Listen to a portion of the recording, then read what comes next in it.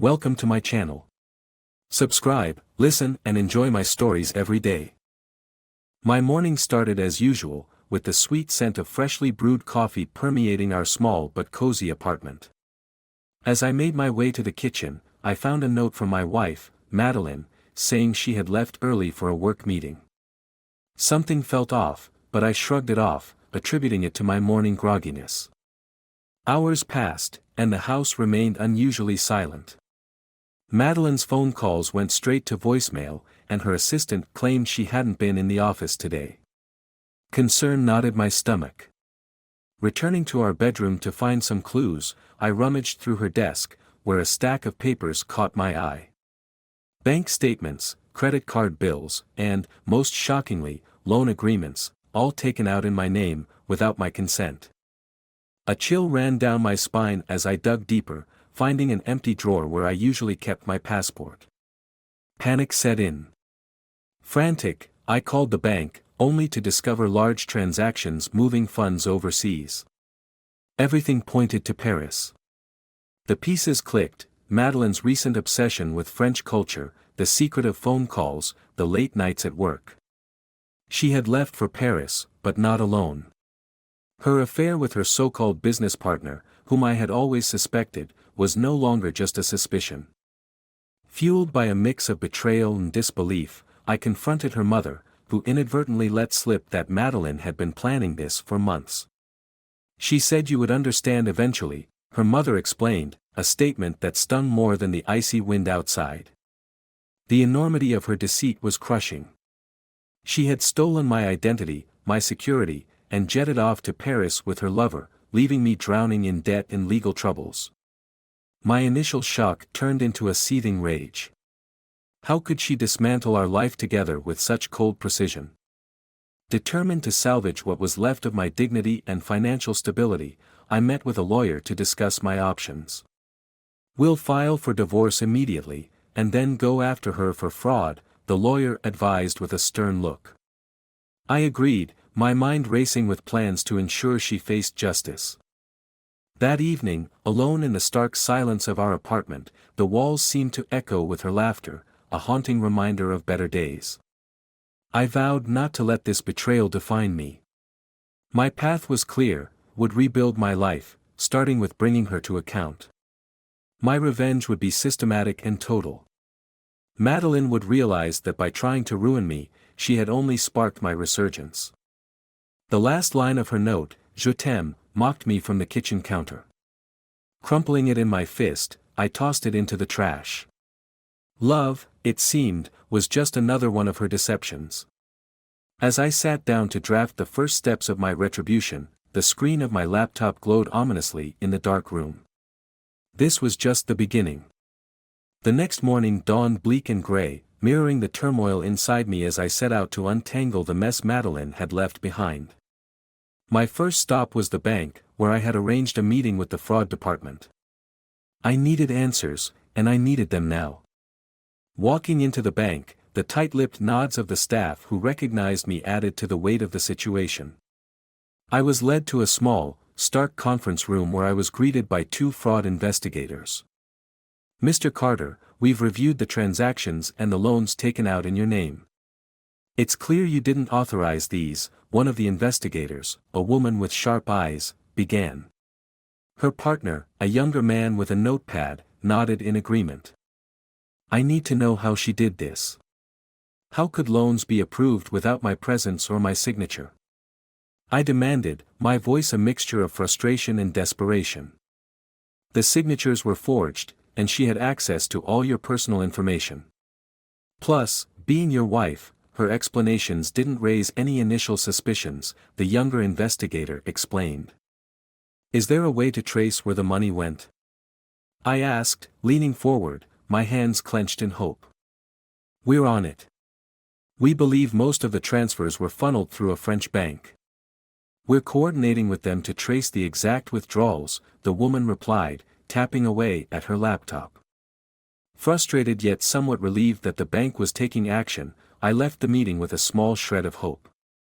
My next step was to contact a private investigator. If Madeline thought she could start a new life in Paris at my expense, she was sorely mistaken. I found a reputable PI with experience in international cases and set up a meeting. The PI, a grizzled man named Jacobs, had a demeanor that suggested he'd seen it all. Paris, huh? It's a big city, but not too big for some good old-fashioned sleuthing, Jacobs said with a wry smile after I explained the situation. I need to find her, and I need evidence of her and her lover living it up on my money, I stated firmly. Understood. I'll start with the bank leads and the addresses linked to the withdrawals. We'll get her, Jacobs assured me, his confidence somewhat bolstering my resolve. The rest of the day was a blur of phone calls and emails. I contacted everyone who might have been in touch with Madeline over the past few months. Friends, co-workers, even distant relatives. The pieces of her betrayal slowly began to form a clearer picture. She had been planning this for far longer than I had realized, and with a meticulousness that was chilling. Late in the evening, as I sat alone in the dark living room, my phone buzzed. It was Jacobs, and his voice held a note of triumph. I've got a lead. Your wife was seen at an upscale apartment near the Eiffel Tower, very cozy and very expensive. And guess what? She's not alone, he reported.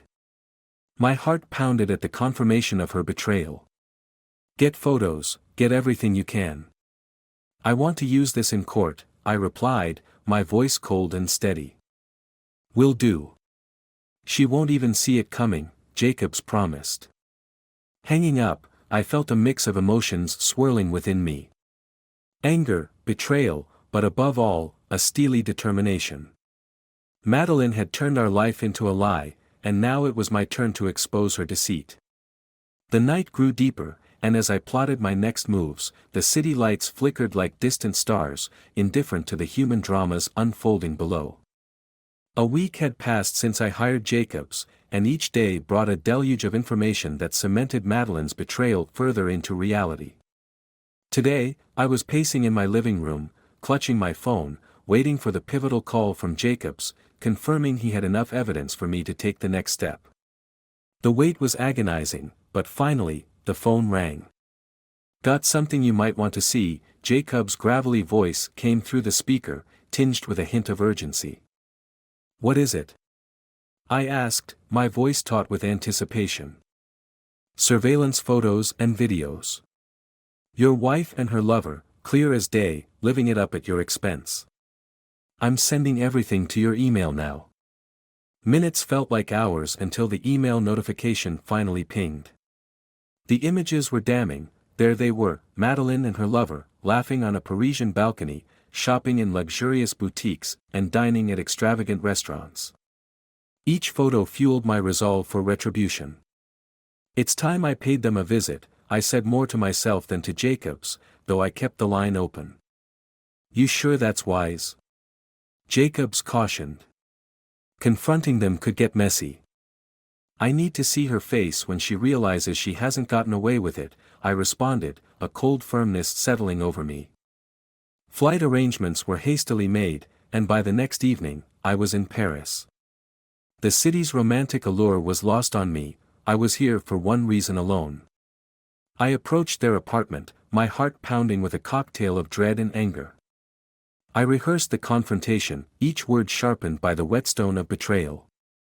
Standing before their door, I hesitated for only a moment before my anger pushed me forward, and I knocked forcefully. The door swung open, and there stood Madeline, her expression one of shock that morphed quickly into fear. James, what, how did you find? Save it, Madeline. I know everything, I cut her off, stepping into the apartment, each word ice-cold and deliberate. Her lover appeared from the balcony, his face turning pale at the sight of me. Who the hell is this? He blustered, trying to puff himself up. The husband of the woman you're spending stolen money on, I replied, my eyes locked on Madeline's. I trusted you, loved you, and you repay me by stealing my life and running off with this? Madeline stammered, trying to form words, but nothing coherent emerged. Her usual composure was gone, she was unraveling right before my eyes. I've got photos, videos, enough to bury you both in legal troubles for years, I continued, my voice low and menacing. But I want an explanation, Madeline. Why? Her eyes filled with tears, but my heart was stone. I thought I wanted something else, something more. I didn't mean for it to go this far, she sobbed, her voice breaking. Meaning what? You didn't intend to get caught? I scoffed, disgust rising in my throat. I'm filing for divorce and pressing charges for fraud. You'll return with me to sort this out legally. Her lover, realizing the severity of the situation, backed away, his earlier bravado evaporated. Madeline nodded, defeated, her gaze avoiding mine. Let's go, I said, the finality in my voice echoing off the walls. Leading her out, I felt no triumph, just the hollow victory of a man who'd reclaimed his dignity but lost his love. As we walked through the Paris streets, the city's lights blurred into a canvas of indistinct colors. This was just the beginning of the end.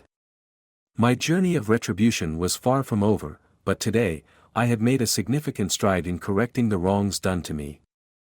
The flight back from Paris was tense, with Madeline sitting across the aisle, her face a mask of remorse and anxiety. My mind, however, was far from forgiveness, swirling with plans for retribution that went beyond the courts. By the time we landed, my strategy was set, cold and calculated. Upon arrival, I ushered Madeline straight to my attorney's office to start the divorce proceedings and the fraud charges. The attorney, a stern-faced woman named Miss Harding, was waiting, her office a fortress of legal tomes and imposing wooden furniture. Mrs. Carter, you have a lot to answer for, Miss Harding began, her tone devoid of warmth as she laid out the documents on her desk. We have substantial evidence of your misconduct, and Mr. Carter is pressing full charges. Madeline's composure finally broke, tears streaming down her face as she signed the papers through shaky hands. James, Save your apologies, I interrupted, my voice hard as granite. You're going to pay back every penny.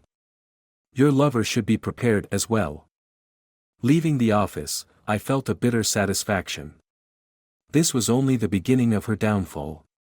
The next part of my plan was more personal, a revelation that would strike a deeper chord. Over the next few days, I orchestrated a meeting through mutual friends, ensuring that everyone who mattered in our lives would be there. The venue was an upscale hotel, the atmosphere charged, all under the guise of a reconciliation dinner. As guests filled the room, murmurs of confusion and curiosity buzzed like a charged circuit. Madeline, unaware of my true intentions, looked around nervously, her eyes pleading for some sign of peace. I gave none. Standing at the head of the room, I tapped my glass, signaling for silence. Thank you all for coming, I began, my voice steady and commanding. Tonight is about truths, the kind that burns and cleanses. I turned to Madeline, my gaze sharp. Tell them, or I will. Her face paled, eyes widening with fear. I can't, she stuttered, looking around the room at the faces of friends and family. Madeline here thought she could steal from me, run off with another man, and that I would simply roll over, I announced, my voice rising. Not only did she forge my signature and steal my money, but she also planned to leave me bankrupt and broken. A gasp swept through the room, eyes turning to Madeline in shock and disbelief.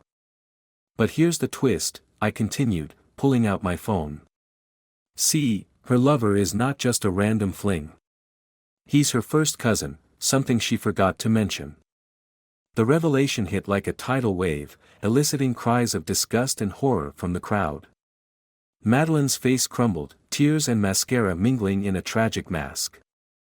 This, I said, holding up the phone, displaying messages and photos I had uncovered, is the end of the road for us. I want nothing to do with deceit and betrayal. Security approached, as I had arranged beforehand, and they escorted a sobbing Madeline out of the room. Her cries echoed down the hallway, a sound that marked the end of our shared history. As the door closed behind her, the room was thick with tension and unspoken questions. I felt a strange relief mixed with a hollow victory. The chapter of Madeline was closed, her deception laid bare for all to see. Walking out of the hotel, the cool night air felt like a cleanse. The streets were empty, the city lights blurred into the distance, and I realized that my path forward was one of rebuilding and reflection. My revenge was complete, not through violence, but through the brutal unveiling of truth. As I disappeared into the night, the last ties to my old life severed, I knew this was just the beginning of a new chapter, one where trust would be a treasure hard-earned.